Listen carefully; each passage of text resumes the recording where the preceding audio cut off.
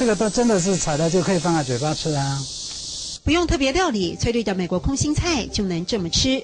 黄德贵的屋顶菜园主打轻松种，只要一点独家配方就能长得头好壮壮。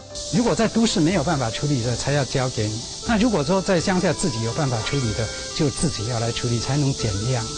把专用菌种加入厨余中，利用厌气性发酵后取出的营养液，取代农药和化学肥料，无害人体环境，连菜虫都受惠。那些虫我都没有把它杀死，是它自己贪吃，把肚子胀破了。30年前经营堆肥厂的黄德贵，结合自己专业发展有机农业，人家种花种柳种春风，他用信念默默耕耘。大自然的智慧是什么？就是一个观念啊，还要一个觉悟啊。那我就觉悟了，所以我的田呢，完全是不用化学肥料，不用农药，不用杀草剂。但与传统抗衡需要勇气。在桃园新屋这个乡下农村，有机栽培可是个神话，质疑声浪有限。他说：“黄先生，没有农药怎么种菜？”他说：“人生病了要吃药，菜生病了也要吃药。”他就这个观念了。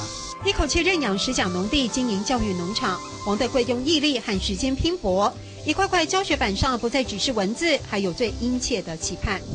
把这样的一个观念建立，然后我要带给我村子所有的人，我要把这个村子经营成为一个有机生态村，这是我的梦想。